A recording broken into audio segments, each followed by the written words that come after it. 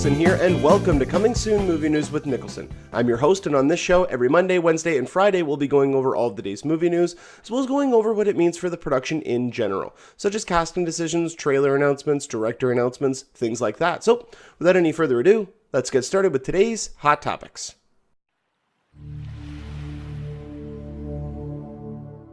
This first topic that we have to talk about today is Brad Bird's upcoming film, Tomorrowland. We now have our first trailer of the film, and it really kind of gives us a sense of what the tone of the movie is going to be, what to kind of expect from it. And up until this point, I don't think a lot of people really knew what to expect from this film. So the one thing that this trailer promises that we're going to get, first off, before I even mention anything, I got to mention how amazing of a teaser trailer this is. This is the definition of a teaser. I remember there being event trailers that used to come out where it would be, whether or not it would be just a short 60-second clip or whatever the case may be, but just really setting up this world and just teasing everybody to saying, this is what's coming, and getting very excited about it without saying a lot about it. Like, I think the first teaser trailer for The Lost World Jurassic Park was just lightning flashes with storm clouds, and it was something has survived. And then you just see the T-Rex foot stomp into the mud and then step out, and it says The Lost World Jurassic Park. And that's all it was. And that just lets people know that it's coming. It's an announcement trailer of sorts. And that's what I got from this, because right at the beginning you see her, you know, the police officer is giving her back all of the stuff when she was arrested that she had on her person, so her money or her a pack of lifesavers or something like that, some change, and then this pin. And so she's putting everything back, and she looks at the pin and goes, this isn't mine. And the guy's just walking away and goes, what's not yours? Like, just kind of shrugging it off. And then she touches it, and immediately, as soon as she touches it, the environment around her changes instantly. And she immediately lets go of it. She gets freaked out, and she lets go of it, and she immediately zooms back. It was one of the most incredible effects I've ever seen, because it's seamless. I've been watching this over and over again, trying to figure out which shot was blue screen. Or were they both? You know, and I think they must have both been. Unless somehow they managed to both be on location. And if that's the case, that's just unbelievable, because that means that Britt Robertson is a phenomenal actress. So she's able to mimic exactly even her facial mannerisms down to a T. That's just incredible. But she then just looks around, and then you see the Disney theme or the Disney logo come up, and just the sound, the musical score by Michael Giacchino. It's everything about it is just so welcoming and so full of awe and wonder. I can't wait for this film, because there's a couple other things I wanted to talk about. One, if you look closely, now I'm going to be kind of breaking down the footage here, but if you look really closely at the police officer, when he's going through everything, he's touching every single piece that she had out of the bag. Like, he empties the bag down, he's like, here's a money clip, here's lifesavers, here's this hat or whatever it is, but he points to the pin. He just points to it, and he goes, a pin, and then he grabs whatever this is and tosses it back at her, and she's grabbing everything, putting it in her pockets, and then she goes, that's not mine, and he just kind of goes, meh. I'm maybe just reading too much into it, but I wonder if he is kind of a part of it, if he's working for Hugh Laurie's character, because Hugh Laurie is said to be the villain of the film, although we still don't know anything about that. But I mean, just that fact alone, like, there's so much mystery even in this little snippet of a teaser trailer. And that very ending shot where she's standing on the overpass and you see the guy in the rocket ship just come up, or the jetpack come up and fly over with this futuristic city around. Like, I'm on board. Absolutely, I'm on board. This movie just sounds so cool. But at New York Comic Con, which is where they premiered this trailer, it then premiered online right after. But they also showed some other clips. And just one extended clip, but it's basically a major impressive action sequence that they showed with George Clooney. So the main storyline is that George Clooney is he was this boy genius who kind of faded into obscurity, and he now kind of lives in I don't know if it's a house or if it's a trailer or whatever the case may be, but in his house, she basically goes up, knocks on the door. He has like these sonic repulsor things that end up knocking her back, and she's in pain, and he leaves her there on his doorstep. And then what happened? Oh, booby trap goes off on his property, and it's like a tractor that just catches on fire and starts heading towards the house. Well, he comes outside with this modified fire extinguisher and turns the entire tractor into a block of ice. While he's doing that, she breaks into his house and uses the same sonic things against him. Kind of a fun little comedic thing. And then he ends up getting back into his house through a secret entrance, and more perimeter alarms and booby traps start going off around. And he goes, "You led them here, or they followed you." And he pushes a button, and his entire house goes on lockdown. All these like brick walls and all these massive blast doors and stuff like that start coming down. All these booby traps start turning on, and apparently there's big lasers involved. But you see all of these would appear to be strange looking people. They're all very clean cut, very kind of doll looking, and like just very, very perfect, almost very plastic. And you realize then that after these booby traps start going off, they're actually robots, and they are very reminiscent of the animatronic figures at the actual Tomorrowland event.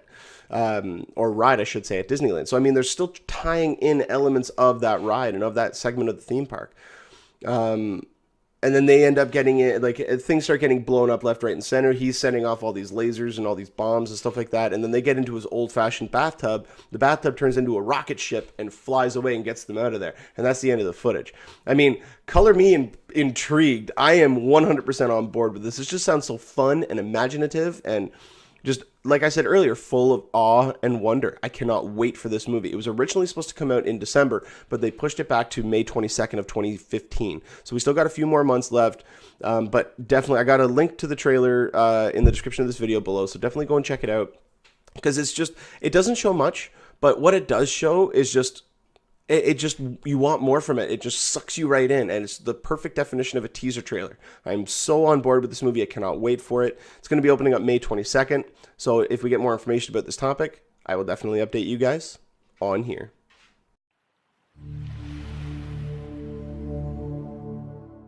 Now, I've talked before about this topic and about how I'm not very happy about it, but it looks as though it's officially happening, so I felt the need to report about it on here. It looks like the new version of Ghostbusters is moving full steam ahead with director Paul Feig, the director of such movies as The Heat and Bridesmaids. It will be a complete reboot. They are not doing a Ghostbusters 3. It's not a continuation. It's not going to fit within the world of the first two movies. And the main reason that they're doing that, at least what Paul Feig says, is he wants it to be a world where the events of the first two movies never happened, where this world has never seen this kind of event before, and it's all going to be new and fresh. It will have an all-female cast, which is where I have the biggest problem, and I'll get into that in a minute. I've already touched on it in another video, but I'll get into that in a minute. Apparently, this one will be scarier. It'll be dealing more closely with horror elements. Apparently, he and the writer of The Heat, who he's brought on, they are obsessed with finding horror comedy, with finding that fine line. And that's apparently where they're trying to take this film. That, to me, is a cool way of looking at it, absolutely. But the fact that, and this is the reason why I have a problem with it. I wouldn't have a problem with it if this was the first Ghostbusters that we had ever seen. If they had never done the movies in the 80s, and this was the first Ghostbusters they were doing, and they said this is going to be an all-female cast, awesome, that's cool. The fact that they are just completely flipping what the original was. It was an all-male cast to an all-female cast. That, to me, is a gimmick. I don't care what way you swing it. Yes, if they are all the right talented people for the characters that they write, then absolutely I'm on board, 100%. But I am never one to favor writing something specifically for a gender or a race or whatever the case may be. You write it with as little specificity as you can in terms of, unless the character description requires it, unless it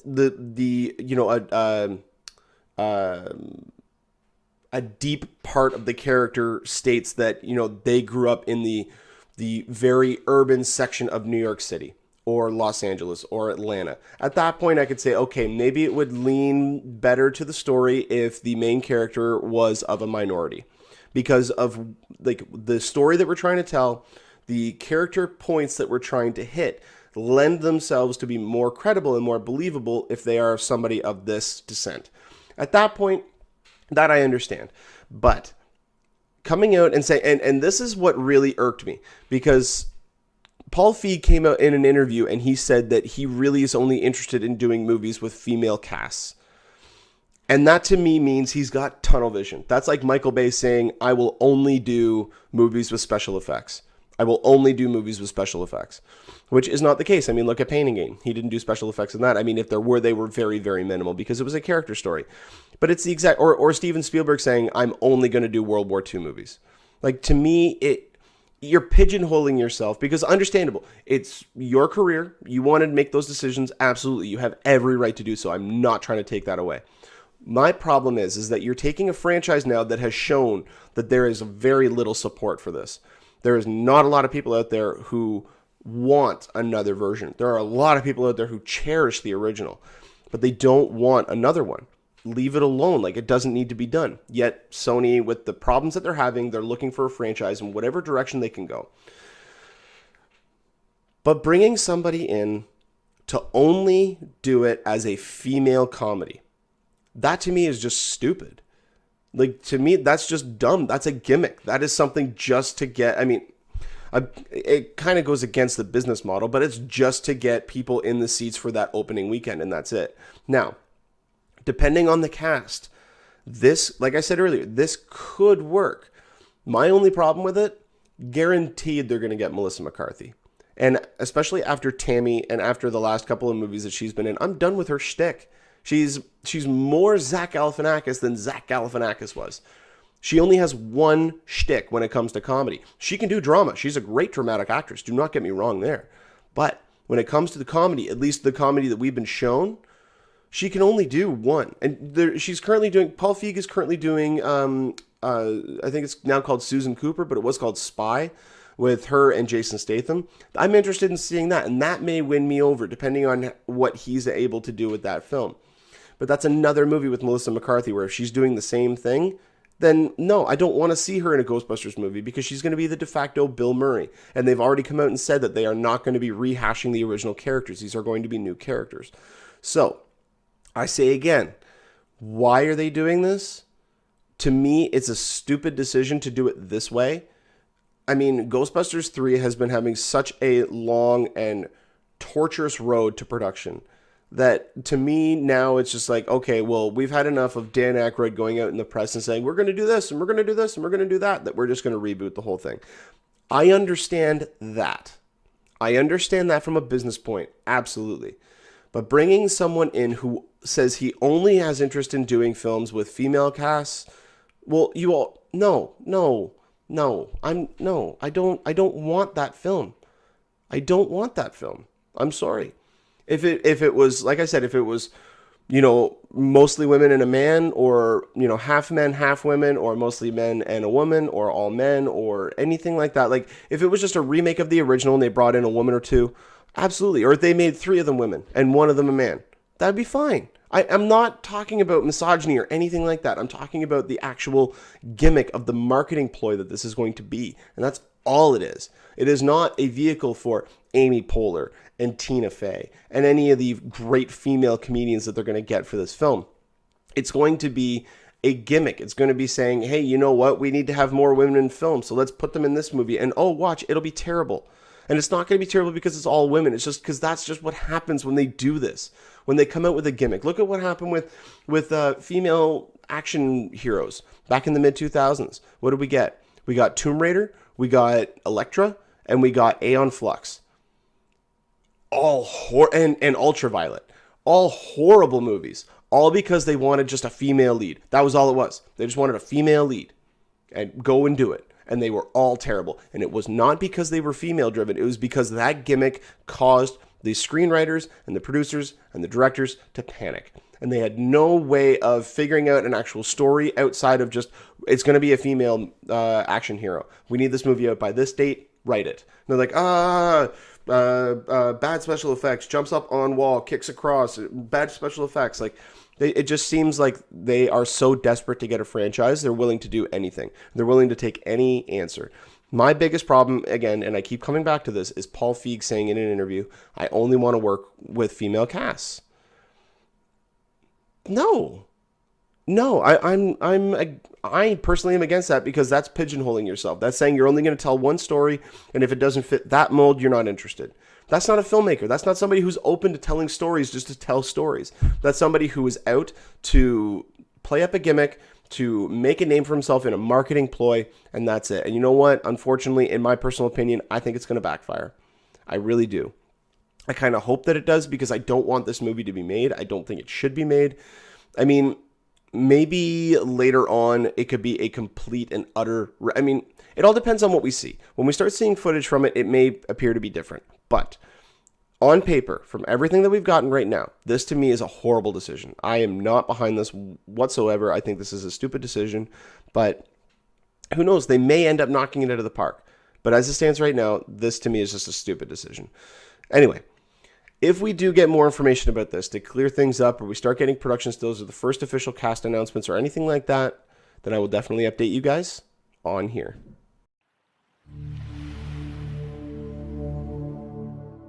Well, we now have an official release date for the third upcoming film adaptation of the Da Vinci Code series from Dan Brown. A lot of people thought it was going to be The Lost Symbol, but they're actually just skipping over that, and they're going right to Inferno, which... I mean, I've only read Da Vinci Code. I haven't read Angels and Demons, and I haven't read Lost Temple or Lost Symbol, or Inferno. But everything that I've garnered from online, receptions from it and everything like that, Inferno is a much stronger book. It's got a much stronger story to tell, and it starts off really cool too because it kind of starts off like the Bourne Identity, where he wakes up in a hospital, he has amnesia, he doesn't know where he is, he doesn't know who he is, anything like that, and then slowly throughout the movie he starts to regain all of his memories. Well, it looks as though that movie was originally scheduled for December 18th, 2015. There's a small movie opening up that weekend as well. I don't know if they were too worried about it. It's a little film called Star Wars Episode 7. A lot of people are saying that that's why they're moving. I don't believe that's the case, because the December 18th, 2015 release date was set a while ago. Production on the film wasn't even supposed to start until April of 2015, which means if they start filming in April and it's, let's say, a 2.5 month shoot, which it will most likely be at least 2 months. So that takes it into June. Well, that only gives them about 6 months to fully, or 5 months actually, because they have to have the picture locked about 3 weeks before the film's supposed to release. So that only gives them about 5 months to go through and complete post-production, which is way too short. I mean, the only film that I can think of that actually successfully completed that would be, War of the Worlds was very close. They finished filming that in November and it released in June. But Ocean's 12, I think Ocean's 12 had that filming schedule. I think they filmed in April. They started filming in April and the movie was released in December. But look back on that film. A lot of it was shot on digital, like HD or DV cameras. Like, just look at the quality of some of that production. I didn't like Ocean's 12 all that much because to me it looked like a student film. But anyway, Tom Hanks right now, because they can't film until April, this is the reason why. Tom Hanks right now is filming the Cold War drama. It's an untitled Cold War drama with Steven Spielberg. It's going to be their fourth collaboration. Ron Howard right now is finishing up post-production on In the Heart of the Sea, which is the real life story of kind of the inspiration for Moby Dick, starring Chris Hemsworth. That movie's going to come out March 13th, 2015. So he's going to be busy with the press tour for that film. And then he's going to start filming on Inferno to release it in October of 2016. This is going to give them a lot of time to complete it. I'm actually really looking forward to this. I'm one of the few people who really like Da Vinci Code, the movie. I found it intriguing. And again, I'm not one of those people who, I don't read the book before I see the movie. I read the book after I've seen the movie to see what things they could have added in, how well the story actually took the main sections from that novel and made it into a movie.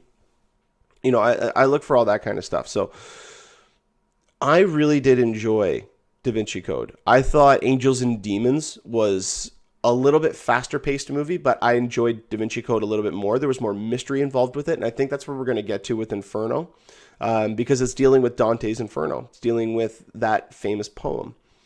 And I'm very excited about it. I really enjoy kind of conspiracy theories. I enjoy historical documentation, whether or not it's fictional or non-fictional. I just really like that world, the idea that this could be happening in the real world. I'm fascinated by that. It's a what if scenario, and I love what if scenarios. So this movie right now is scheduled for October 14th, 2016. So far, the only cast member is Tom Hanks attached to it, but Ron Howard is returning to direct. When we get more casting information or other information about this topic, though, I will definitely update you guys on here.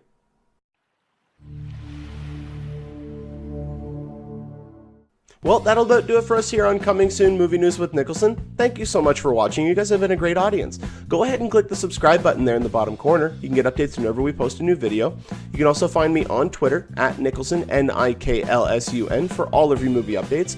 And you can also give us a like on our Facebook page at facebook.com/Movie News with Niklsun. If you guys have a topic or a question you'd like to have discussed on the show, you can go ahead and put a comment in the comment section, or you can email us at movienewswithniklsun, Niklsun, @gmail.com, and we'll try to get to them on every Friday episode. And until next time, you guys enjoy the rest of your day. Take care.